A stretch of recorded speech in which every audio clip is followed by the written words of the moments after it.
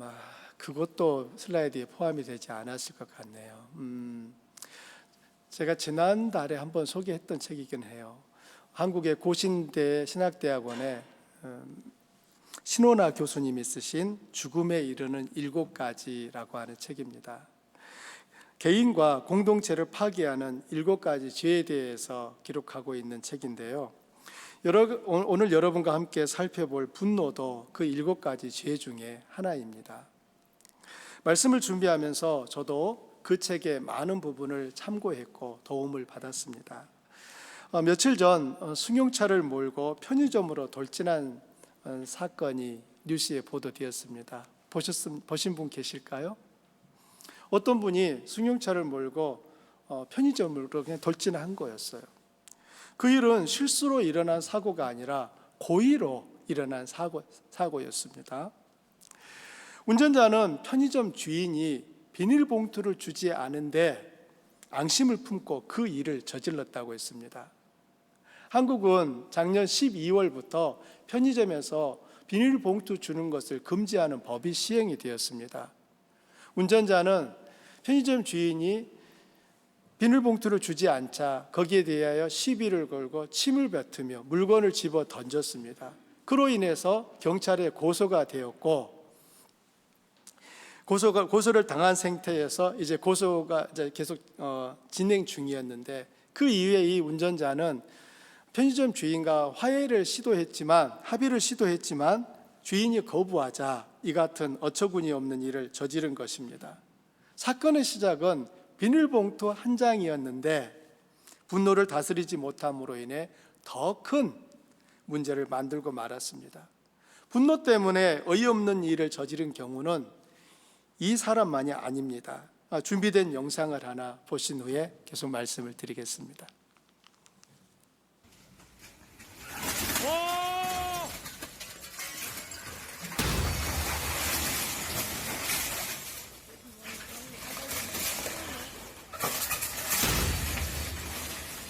와, 이거.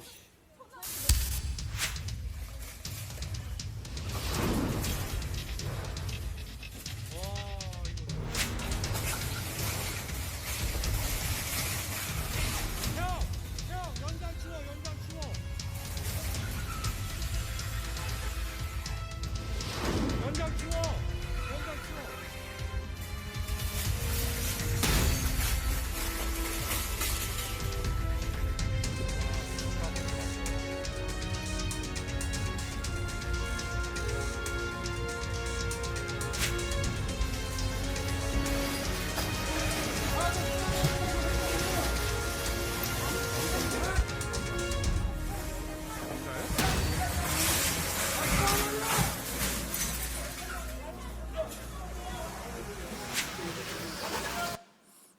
자, 여기서 질문 나갑니다.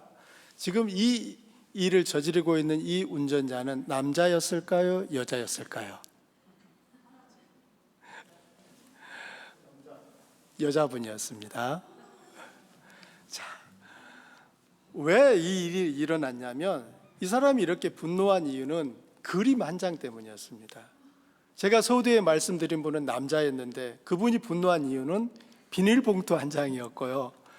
이 여자 운전자분이 이렇게 분노한 이유는 그림 한 장이었는데, 이 편의점 본사에서 그림 사생대회를 열었습니다.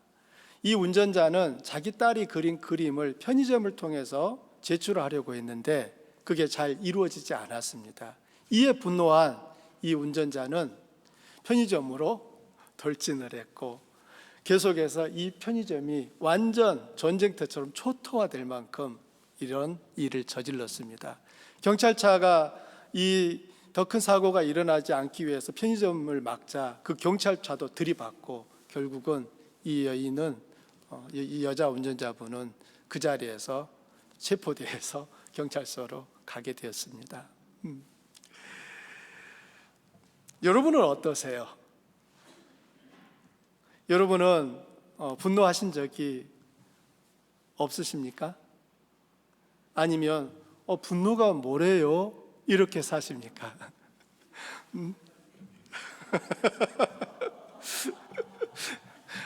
오늘 우리 성도님들과 함께 살펴보려고 하는 것은 바로 이 분노입니다.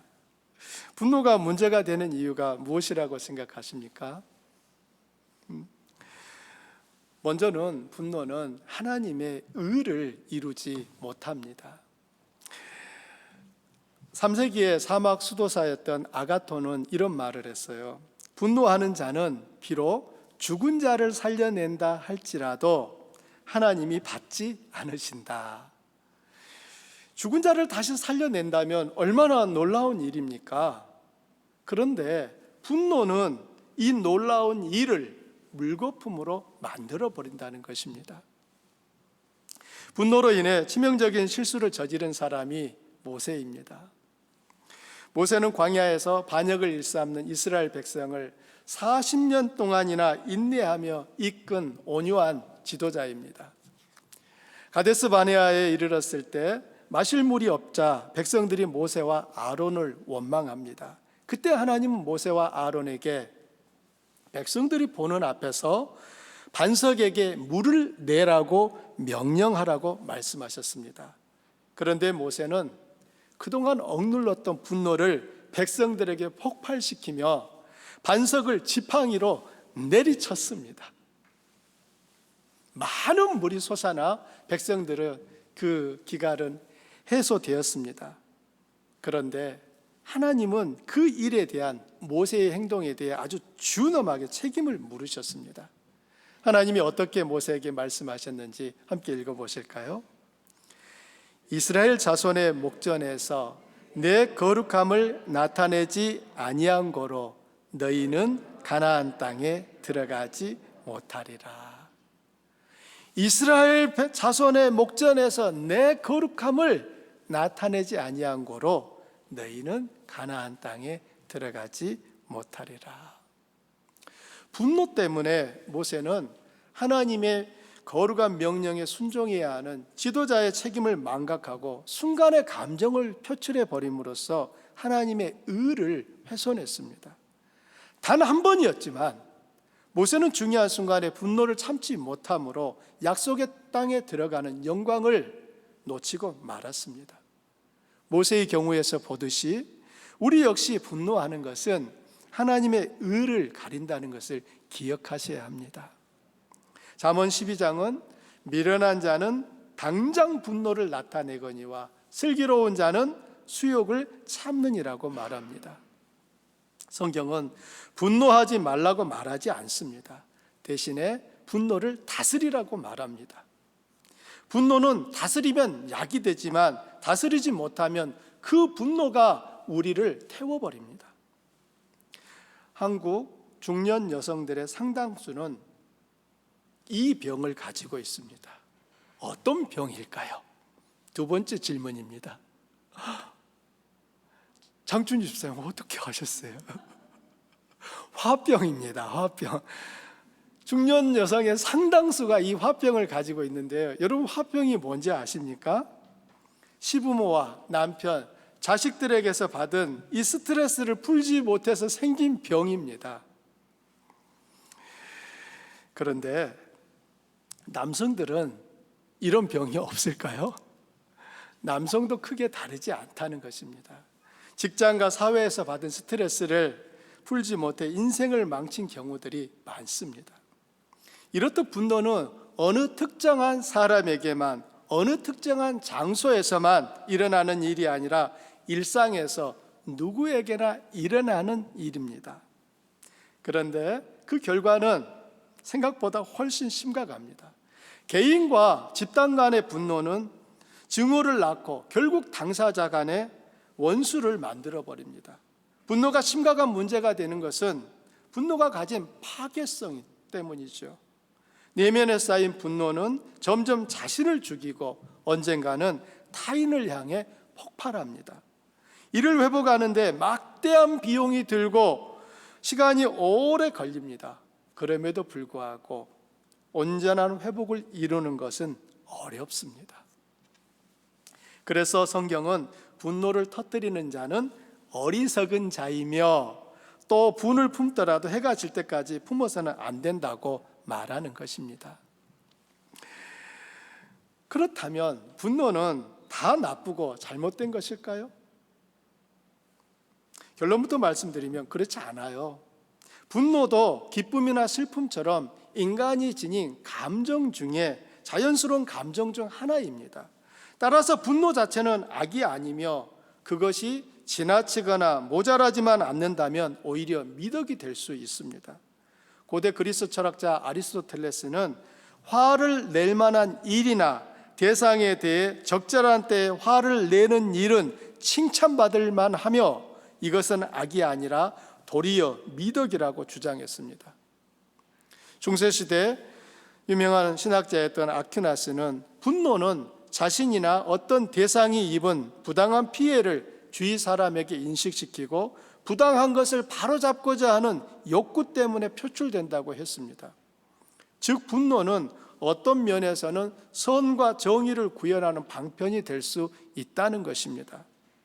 시내산에서 십계명이 새겨진 돌판을 받아 내려오던 모세는 백성들이 금송아지 우상을 만들고 그 우상 앞에서 춤을 추는 것을 보면서 돌판을 집어 던져서 깨뜨려 버렸습니다. 다윗은 골리앗이 이스라엘 군대를 조롱하고 비웃을 때 분노하여 일어나 물맷돌로 그를 쳐 죽였습니다. 예수님도 하나님의 집에서 장사치의 소굴로 만든 하나님의 집을 장사치의 소굴로 만들어버렸던 제사장과 레위인들에 대하여 어떻게 하셨습니까? 분노하여 채찍을 들고 양과 소를 내어 쫓으셨고 돈을 바꿔주는 사람들의 상을 뒤집어 엎어버렸어요. 예수님의 분노하신 모습은 왠지 낯설게 느껴지지만 이때만큼은 예수님께서는 분노의 불덩어리로 돌변하셨습니다. 그런데 이런 분노들은 공통점들이 있습니다. 한결같이 자기 유익과는 무관하며 하나님의 영광과 공의를 위한 동기에서 촉발되었다는 것입니다. 이런 분노는 의로운 분노라고 부릅니다. 그리스도인들이 분노한다면 마땅히 의로운 분노를 해야겠지요. 그러나 문제는 그 반대일 때가 많은 것입니다. 하나님의 영광과 공의를 지키기 위해서는 침묵하면서 자기를 변호하고 자기의 이익과 명예를 지키는 일에는 엄청나게 분노하는 것입니다. 저와 여러분은 하나님의 백성이며 하나님의 자녀입니다. 하나님의 자녀들이라면 마땅히 아버지이신 하나님을 닮아야 하지 않을까요? 여러분도 분노하시는 하나님을, 여러분은 분노하시는 하나님 생각해 보신 적이 있으십니까? 여기서 세 번째 질문이 나갑니다. 하나님도 분노하실까요? 안 하신다. 하신다. 나는 말 안 하겠다. 성경은 하나님도 분노하신다고 분명하게 말합니다. 하나님의 분노는 충동적이거나 즉흥적이지 않습니다. 하나님의 분노는 그분의 거룩하고 의로운 속성 때문에 일어납니다. 하나님의 행악자를 미워하시고 우상을 숭배하는 이스라엘에게 분노하시고 이방인일지라도 악을 불의를 행하는 자들에 대하여 진노하시는 것은 다 하나님의 거룩한 속성 때문입니다. 결코 불의나 죄는 하나님과 공존할 수 없습니다. 이 같은 하나님의 거룩함과 공의로움을 우리들이 마음 깊이 인식한다면 우리가 죄를 끊지 않고 회개하지 않는 삶을 사는 것이 얼마나 위험하고 잘못된 것인지 알게 됩니다. 마치 지푸라기를 등에 짊어지고 불길을 지나가면서 불에 타지 않기를 바란다는 것이 가능한 일일까요? 우리는 의로운 분을 내는 것은 옳은 일이라고 하는 것을 알 수 있지만 그마저도 치명적인 문제가 될 수 있음을 기억해야 합니다. 분노는 의로운 것이든 아니든 좀처럼 통제하는 것이 쉽지 않기 때문입니다. 이 말에 동의하시리라 생각해요. 수도사 에바그리우스는 분노는 영혼의 눈을 어둡게 하고 기도를 망가뜨린다고 말합니다. 우리가 이미 경험해 보았듯이 분노한 마음을 가지고 기도하는 것은 쉽지 않습니다. 엄밀히 말하면 불가능합니다. 교황 그레고리우스 1세도 분노하면 성령이 떠나고 의가 사라진다고 생각하여 늘 주님께 분노가 마음을 요동치지 않도록 평화를 요청하는 기도를 드려야 한다고 말했습니다. 해결되지 않은 분노는 반드시 복수라고 하는 아들을 낳습니다. 복수란 자기에게 고통을 준 사람이 자기처럼 고통을 받기 바라는 욕망입니다. 분노한 것이 감정의 단계라면 복수는 의지의 단계가 됩니다. 감정이 의지와 결합한 단계가 복수예요. 그래서 복수는 분노보다도 더 위험하고 치명적인 결과를 가져오게 됩니다. 복수하려는 사람은 그 일이 도덕적으로 잘못된 것을 알까요, 모를까요? 알아요. 알면서도 의지적으로 그 감정을 유지하며 기회를 기다립니다. 이때 이성은 사라진 것이 아니라 오히려 복수할 계획과 전략을 세우는 쪽으로 협력합니다. 보복하려는 의지를 담은 분노는 상대방을 적으로 여깁니다. 이런 마음에 은혜가 함께할 수 있을까요? 그렇지 않습니다. 결과적으로 분노는 상대방을 파멸시키기 전에 자신을 먼저 파멸시켜 갑니다. 자신이 죽어간다는 것을 모르는 걸까요? 알아요. 그렇지만 복수로 이글거리는 마음은 상대를 파멸시킬 수 있다면 자신이 파멸되는 것도 상관없다고 여기도록 만듭니다. 그럼 세 번째 우리가 살피려고 하는 것은 분노의 원인들입니다. 분노를 일으키는 몇 가지 원인들이 있습니다. 분노가 일어나는 주된 원인 중 하나는 타인에게 공격받거나 또는 받았다고 여기는 상처입니다. 특히 무시당하거나 모욕을 당했다는 느낌이 들면 더욱 심해집니다. 자존심이 강한 사람일수록 더 쉽게 분노할까요? 덜 분노할까요? 더 쉽게 분노합니다. 왜 그렇습니까? 자신을 보호하려고 하는 내적 방어 기제가 강력하게 발동하기 때문이에요. 그리고 어린 시절 부모나 주위 사람들로부터 존중받지 못하고 무시당하며 자란 경험이 많은 사람일수록 분노에 취약합니다. 그 이유는 지난날의 상처를 보상받고 싶은 심리 때문인 거예요. 또다시 어린 시절에 겪었던 그 아픈 상처를 겪고 싶지 않은 마음 때문에 분노하는 것입니다. 분노하는 또 다른 이유는 좌절된 욕구 때문입니다. 사람은 누구나 살아가면서 어떤 기대를 갖고 있습니다. 기대하는 대상은 남편일 수도 있고 아내, 자식, 부모, 형제, 친구일 수도 있고요. 어떤 일이 될 수도 있습니다. 하지만 인생을 살면서 우리는 기대한 것들이 모두 다 이루어집니까? 그렇지 않습니다. 모든 인생은 기대한 바를 다 이루지 못합니다. 기대했던 것이 반드시 무너지는 그 순간이 있다는 것입니다. 기대가 무너지면 실망이 찾아오고요. 어떤 사람은 그 실망 때문에 분노라고 하는 형태로 실망을 표출합니다. 기대가 클수록 분노의 정도는 클까요? 작을까요? 커요. 오늘은 우리 장 집사님만 깨어 있으시고 다른 분은 혹시 주무시나? 라는 제가 의심이 들어요 지금. 여러분 반응을 좀 해주세요. 기대가 큰 사람일수록 분노도 커요.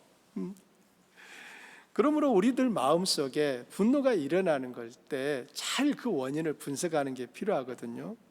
빼놓을 수 없는 분노의 주된 원인 중에 하나는 교만입니다. 자, 여러분 스스로 생각해 보십시오. 여러분은 나는 교만하다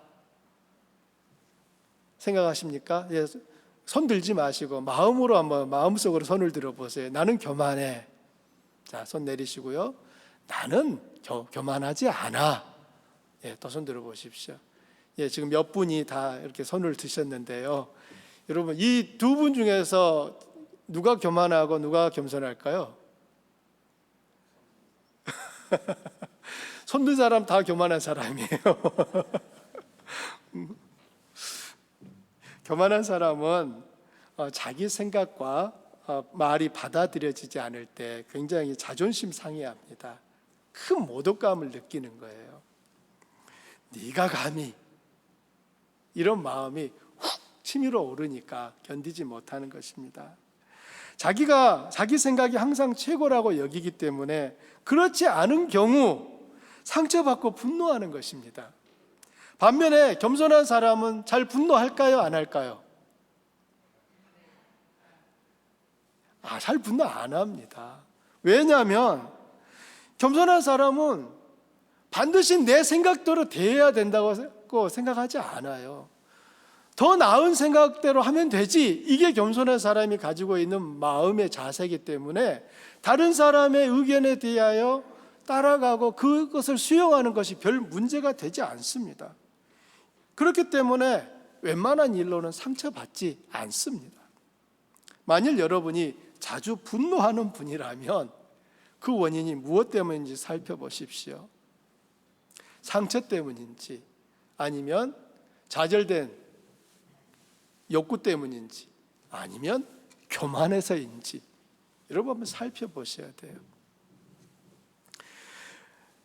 우리들이 여기서 이 분노를 얘기할 때 잊지 말아야 되는 것 중 하나는 분노는 폭력적인 행동으로만 나타나는 것은 아니라는 것입니다. 오히려 일상에서는 분노는 말로 나타나는 경우가 훨씬 더 많습니다. 사실 말은 폭력만큼이나 파괴적인 결과를 낳습니다. 분노에서 내뱉던 한두 마디 말로 인해서 상대방은 인격에 엄청난 상처를 입기도 합니다. 예수님은 형제에게 라가라고 하는 사람은 지옥불에 던져질 거라고 했거든요. 이 라가라고 하는 의미는 우리식으로 풀어보면 야, 이 골빈 놈, 또 아니면 이 미련한 놈, 이런 말인 거예요. 예수님께서 이 말씀을 하신 것은 말로 인해 형제가 엄청난 상처를 받을 수 있다는 것을 아신 것입니다. 1990년대에 감옥을 타러 간 신창원이라고 하는 사람이 있었습니다. 기억나십니까?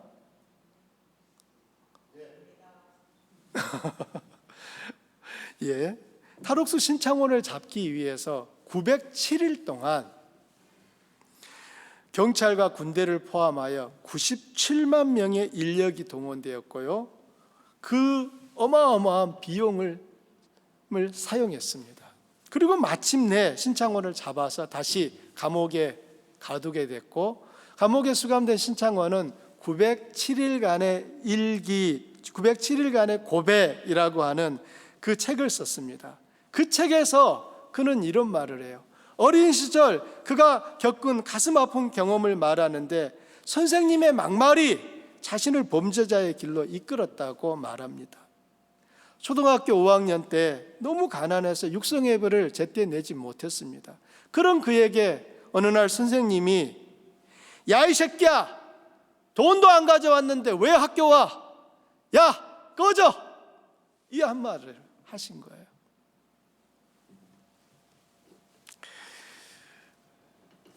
신창원은 그때부터 자기 마음속에 악마가 생겼다고 말했습니다.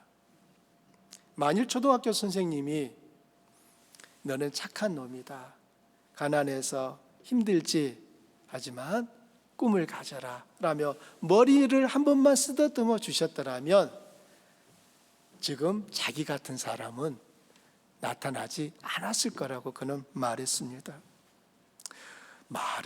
어떤 말은 폭력보다도 더 무섭습니다. 혹 내가 하는 말이 폭력이 되어서 누군가의 마음을 후벼 파고 있는 것은 아닌지 생각해 보면 좋겠습니다. 우리가 이 CF 캠페인을 하는 것이 바로 여기에 있어요. 우리들이 그냥 평소에 습관적으로 사용했던 그 말들이 본의 아니게 누군가의 마음속에는 돌이킬 수 없는 큰 상처를 남긴다면 얼마나 가슴 아픈 일입니까? 왜냐하면 그 상처를 입은 사람은 나하고 멀리 있는 사람이 아니라 나하고 늘 가까이 있는 내가 사랑하는 사람들이기 때문인 것이죠. 마지막으로 하나 더 생각해 보자 하는 것은 분노를 이기는 길입니다. 우리는 과연 분노를 이길 수 있을까요? 분노를 이기는 길은 무엇일까요? 신혼 시절 아내와 다투었던 기억이 있습니다. 마치 저만 다툰 것처럼 그렇게 바라보지 마시고요. 그냥 저의 얘기예요. 결혼하고 아내와 결혼했습니다. 살게 됐잖아요. 사랑해서 결혼했는데 자주 다투게 됐습니다. 별 큰 일도 아니에요. 하지만 그 어떤 사소한 일들 때문에 자주 다투다 보니까 마음속에 이건 뭐지? 이 사람하고 사랑해서 결혼했는데 왜 이렇게 다투는 거지? 마음이 속상하더라고요. 한마디도 지지 않는 아내에게 화가 나고요. 그런 아내를 제대로 요리하지 못하는 저 자신에게 화가 나고요. 그런 중에도 저희들이 다시 회복할 수 있었던 것은 아내와 맺은 한 가지 약속 때문이었습니다. 결혼 전에 아내와 저는 우리가 앞으로 결혼 후에 살면서 다툴 일이 있을 텐데 분을 내어도 죄를 짓지 말며 해가 짓도록 분을 품지 말라는 주님의 이 말씀은 지킵시다 라고 하는 약속이었습니다. 저도 아내도 그 말씀에 순종하기 위해 싸웠지만 다음날 새벽이 오기 전에 분을 풀려고 열심히 다툰 후에도 노력을 했습니다. 지금은 아내도 저도 서로를 이해하고 배려하는 것이 이전보다 더 커져서 잘 다투지 않지만 가끔씩 다툴 때면 이 말씀을 떠올리며 다시 화해를 시도합니다. 분노를 이기는 첫 번째 비결은 말씀에 순종하는 것입니다. 분을 내어도 죄를 짓지 말며 해가 지도록 분을 풀지 말라는 말씀과 더불어 꼭 마음에 새겨야 되는 것은 친히 원수를 갚지 말고 하나님의 진노하심에 맡기라는 말씀입니다. 이 말씀이 의미하는 바가 무엇입니까? 친히 원수를 갚지 말고 하나님의 진노하심에 맡기라. 복수는 인간에게 허용된 것이 아니라는 것입니다. 원수 갚는 일은 우리에게 속해 있지 않다는 거예요. 하나님께서 가장 적절한 때에 마땅하게 벌하시리라는 것을 믿으며 보응을 하나님께 맡기는 것이 성도의 삶이며 바른 믿음의 태도입니다. 시편은 대적자들에게 무고하게 고난당하며 고통받는 사람들이 하나님께 드리는 간구로 가득 차 있습니다. 시인은 자신의 억울함을 하나님께 통곡하며 간구합니다. 시편을 읽다 보면 이런 말도 했어? 라고 생각될 내용들이 있어요. 어느 구절에 보면은 주여 저 사람의 아내는 남의 아내가 되게 하시고 저 사람의 자식들은 다 거지가 되고 노예가 되게 하십시오. 이런 심한 말들을 시편 안에는 거침없이 나오거든요. 그런데 이 시인들의 한결같은 고백의 공통점은 자신이 복수하려고 하지 않았다는 것입니다. 이들은 복수할 권리가 자기에게 없다는 것을 인정하며 하나님께서 의롭게 다스려 주시기를 간청하며 맡기는 것입니다. 어찌 보면 비현실적으로 보이지만 이것이 가장 궁극적인 해결책입니다. 분노를 이기는 두 번째 비결은 용서하는 것입니다. 분노를 해결하는 가장 정확하면서도 근본적인 방법은 용서예요. 분노를 해결하지 않고 억누르면 언젠가 다시 불쑥 솟아오릅니다. 여러분 용수철, 스프링을 가지고 놀았던 어린 시절 생각나십니까? 스프링은 누르면은 쪼그라듭니다. 하지만 손을 떼는 순간 다시 스프링은 위로 튀어오르지 않습니까? 분노를 해결하지 않고 그냥 억눌러 두면 마치 그 순간에는 분노가 사라진 것처럼 보이지만 기회만 되면 다시 분노는 이전보다 더 강하게 튀어오르게 되는 것입니다. 그래서 분노의 뿌리를 뽑는 것이 바로 용서입니다. 용서를 의미하는 단어는요, 아페시스라고 하는 단어를 쓰는데, 이 단어의 의미는 이미 체포된 상태에서 풀어준다입니다.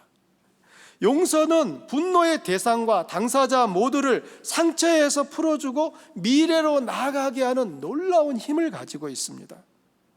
이런 놀라운 경험을 우리는 요셉의 삶에서도 볼 수 있지요. 이집트의 총리가 된 요셉은 어느 날 자기를 죽이려다 종으로 팔아넘긴 형들이 자기 앞에 와서 무릎을 꿇고 엎드리고 조아렸을 때 어떻게 합니까? 요셉에게는 마음만 먹으면 충분히 복수할 수 있는 충분한 힘이 있었습니다. 그때 요셉은 복수보다 용서하며 눈물로 그들을 옳사 않았습니다. 성도들은 용서해야 할 충분한 이유가 있는 사람입니다. 아멘입니까? 왜 성도들은 용서를 해야 되는 사람입니까? 먼저는 하나님이 용서를 명령하고 계시기 때문입니다. 우리에게는 이 명령을 따르지 않아도 되는 어떤 권리도 없습니다. 또 다른 이유는 우리는 하나님으로부터 용서를 받은 사람들이기 때문인 거예요. 하나님이 도무지 용서할 수 없는 우리의 죄를 용서하셨습니다. 그러므로 우리도 마땅히 다른 사람을 용서해야 합니다. 용서할 때 비로소 우리가 용서받은 자라는 것이 확실해집니다.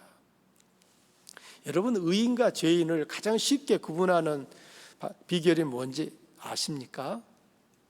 죄인은 항상 다른 사람의 죄가 내 죄보다 커 보여요. 내 죄는 항상 다른 사람보다는 작습니다. 의인은요, 항상 내 죄가 다른 사람보다 커 보이는 것입니다.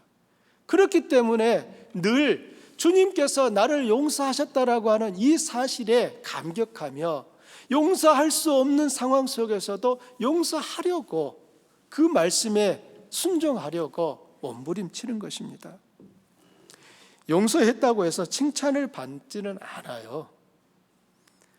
그렇지만 용서하지 않으면 제자의 신분을 박탈당하게 되는 엄중한 의무가 바로 용서인 것입니다. 물론 용서는 인간의 힘으로는 도무지 불가능하지요. 오직 믿음에서 나오는 의지를 통해서만 가능합니다. 여러분, 하나님께서 용서하라 라고 명령하실 때에는 용서할 수 있는 그 힘도 하나님께서 주실 거라고 하는 것을 마음속으로 믿기에 내 의지를 발휘하여 용서하는 것입니다. 주님이 용서를 명령하신 것은 악을 행한 자를 보호하려고 하신 것이 아니라 먼저는 우리를 보호하기 위해서 말씀하시는 것입니다. 화를 내면, 분노하면 일단 속이 어떻게 됩니까? 후련해지는 것 같지만 분노함으로 인해서 문제가 해결되는 일은 없습니다. 사실은 더 문제가 커지게 되는 것이고 도리어 상황을 악화시킵니다. 복수는 상대방이 안갚음을 불러오고요, 상대방의 대갚음을 불러오고요, 결국은 이것이 반복되고 반복되는 이 악순환이 되풀이되는 것입니다. 우리에게 잘못한 누군가를 용서하는 것은 쉽지 않은 일입니다. 하지만 우리는, 최소한 그리스도인들은 용서해야 합니다. 그것이 우리를 살리고 분노케 한 사람도 살리며 하나님의 의를 이루게 됩니다. 기억하십시오. 우리 역시 하나님으로부터 용서받은 사람들인 것을요. 세 번째로, 분노를 다스리기 위해서는 바른 접근 방안을 찾는 것이 중요합니다. 정신과 의사나 상담가들은 화병을 호소하는 사람들에게 먼저 화가 나는 원인이 무엇인지 생각하게 합니다.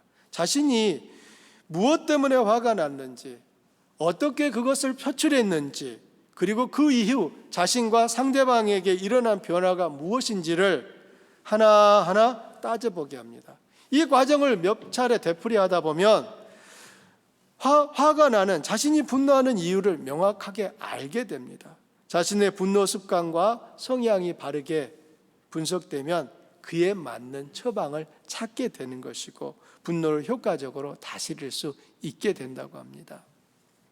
그리고 또 하나 중요한 단계는 자신의 화난 감정을 잘 소통하는 훈련입니다. 사람들은 화가 나면 대부분 소통을 거부하고 피해버립니다. 그런데 소통하지 않으면 분노를 해결할 수 없습니다. 여러분 가만히 생각해 보세요. 여러분은 무슨 일로 인해서 다퉜습니다. 그때 여러분 어떻게 하십니까?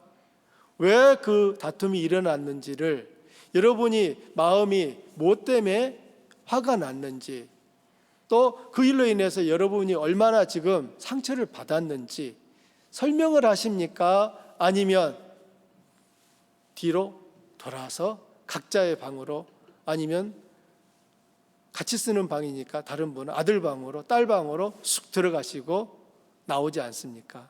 여러분 어떻게 하고 계시죠?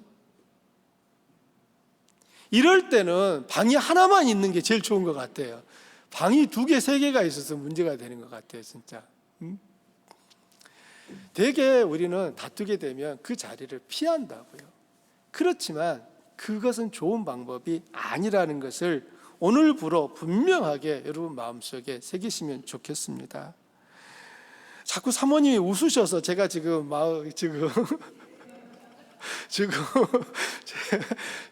제가 말씀을 진행하다가 사모님이 뭘 웃으셨을까 자꾸 고민이 돼요, 지금.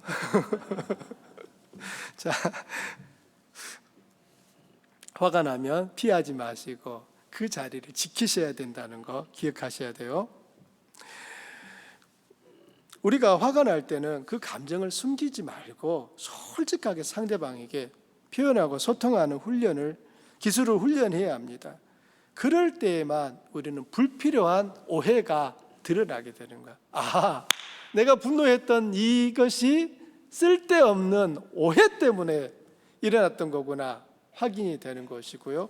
아, 내가 이 일로 인해서 이렇게, 또 당신이 이것 때문에 이렇게 마음이 상했구나 라고 하는 것을 이해하기 때문에 그 다음번에는 그 다툼을 더욱 줄이는 것이 가능해지는 것입니다. 그런데 말하지 아니하고 그냥 각자의 방으로 가가지고 시간이 지날 때까지, 부은이 가라앉을 때까지 그냥 머물다가 나중에 나오면은 여러분 이제 완전히 용서가 됩니까? 아까 용수철 말씀드린 것처럼 분노가 가라앉으니까 해결된 것처럼 느껴지지만 사실은 해결된 게 아니라 쌓여 있다고요. 그리고 어느 순간에 기회만 되면 이것은 이전에 폭발하지 않은 그 폭발력과 이번에 그 폭발력이 더해져 가지고 더 큰 분노로 나타나게 되는 것입니다. 우리가 원하는 것은 싸움이 아니라 화해입니다. 갈등과 다툼이 아니라 치유와 회복입니다. 말씀의 결론입니다. 분노는 사탄의 화로라는 말처럼 분노는 자기도 모르게 자신과 상대방 모두를 태워버립니다. 분노는 자연스러운 감정 중 하나지만 통제되지 않는 분노는 언제나 문제를 낳습니다. 더욱이 하나님의 자녀들이 분노를 다스리지 않으면 하나님의 의로움을 가리게 됩니다. 저 자신을 돌아보면 목사가 된 이후에도 분노했던 경우들이 있었습니다. 그때는 의로운 분노라고 생각한 일마저도 시간이 지나서 돌이켜보면 그때 분노하지 않았더라면 더 좋았을 것을 후회되는 일들이 많습니다. 분노하면 하나님의 영광을 드러내기보다 가리는 일이 많게 됩니다. 하나님께 영광과 찬양을 드리는 삶을 살고 싶은데 분노는 그 모든 결심과 각오를 물거품이 되게 합니다. 분노를 이기는 길은 말씀에 복종하려는 의지와 하나님께서 억울함을 갚으시리라는 믿음과 상대를 용서하는 것입니다. 스데반도 예수님도 도무지 용서할 수 없는 사람들을 용서했기 때문에 믿음의 본이 될 수 있었습니다. 사랑하는 주한 가족 여러분, 어떤 경우에도 즉각적으로 화를 내는 것은 피해야 합니다. 의지적으로 화를 늦추고 잠잠히 기다리며 생각해야 합니다. 분노의 순간을 억누르고 기다리는 연습은 점차 관계의 평화를 가져오게 됩니다. 화평하게 하는 자는 복이 있나니 그들이 하나님의 아들이라 일컬음을 받을 것이요 라는 이 주님의 말씀을 기억하며 이 한 주도 승리하시는 삶을 사시기를 축원합니다. 우리 함께 말씀을 생각하면서 기도하면 좋겠어요.